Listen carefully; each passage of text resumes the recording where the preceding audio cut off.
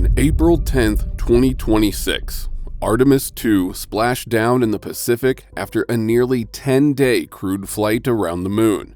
That is a real mission success, but it does not mean the Artemis campaign as a whole is now proven. Artemis II validated something narrower and more specific: the crewed transport and operations layer of a lunar program whose broader architecture had already changed before the mission was over. That distinction matters. This is not mainly a story about a symbolic return to deep space, it is a story about the validation scope. NASA used Artemis II to test Orion and crew operations in the deep space environment. But by late February and March 2026, NASA had already revised Artemis sequencing and then paused Gateway in its current form while shifting toward a more surface-first campaign. So the key question is not whether Artemis II mattered, it is which part of Artemis it actually validated. Artemis II launched on April 1, 2026, as NASA's first crewed Artemis flight and first crewed lunar flyby mission in more than 50 years. It returned safely on April 10th, with a splashdown just after 8 p.m. off the coast of San Diego, completing re-entry, parachute deployment, and recovery as part of the same mission arc. The mission did not just leave Earth and come back, it completed the transport loop.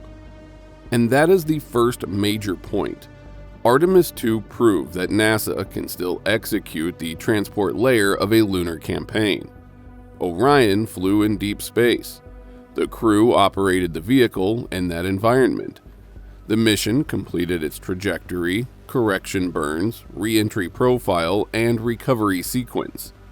If the question is whether NASA can still send astronauts beyond low Earth orbit and then bring them home safely, Artemis II reduced uncertainty in a serious way. NASA's own mission framing supports that reading.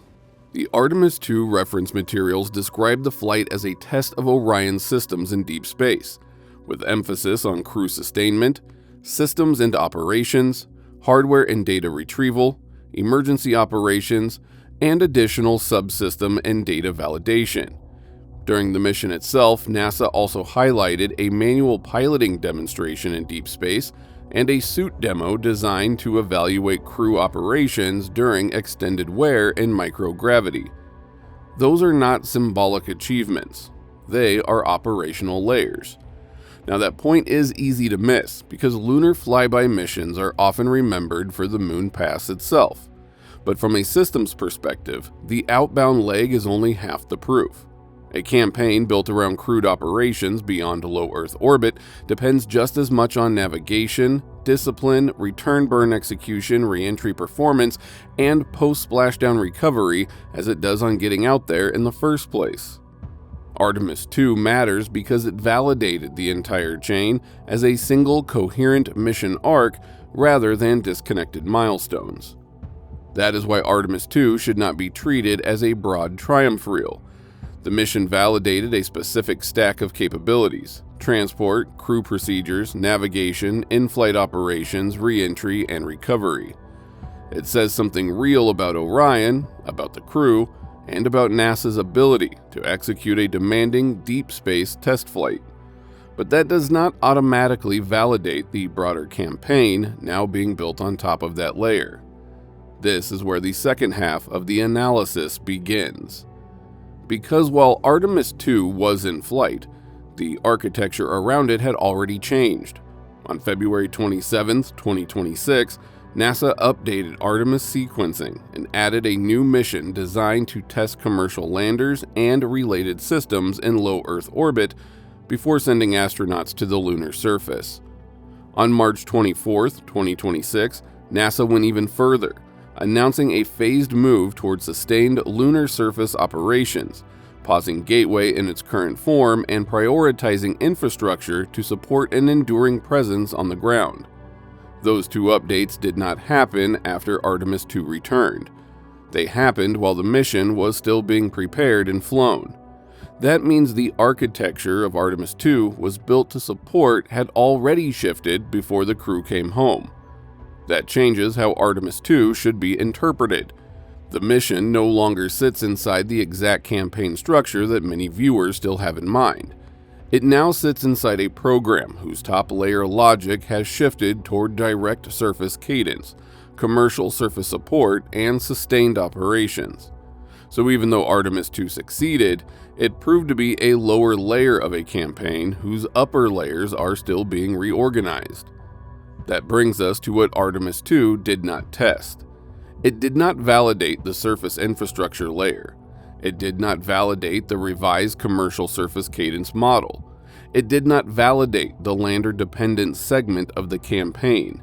And it did not validate the broader post-Gateway lunar logistics architecture now implied by NASA's March 2026 shift.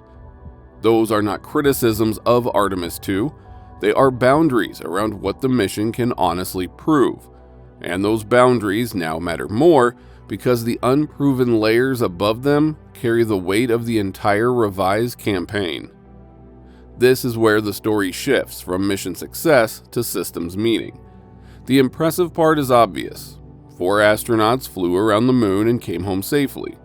The deeper systems question is what exactly became less uncertain because of that success. Artemis II made the transport layer harder to doubt, but the campaign's strategic risk has now moved upward.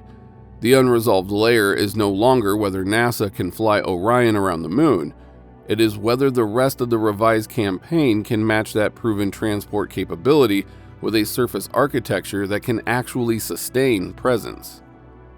If you value space analysis built around what missions actually validate, not just what they symbolize, subscribe to SpaceWatch.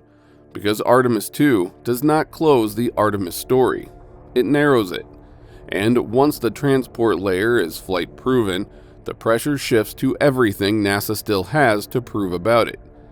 That pressure is not abstract, it falls on specific systems, landers that have not yet demonstrated crew-related operations, a surface cadence that depends on commercial timelines that NASA does not fully control, and an infrastructure layer that still exists primarily as a plan.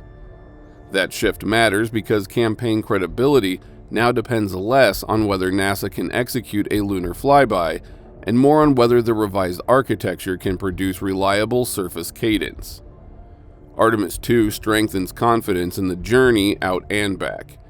It does not yet strengthen confidence in the layer that must deliver persistence after arrival.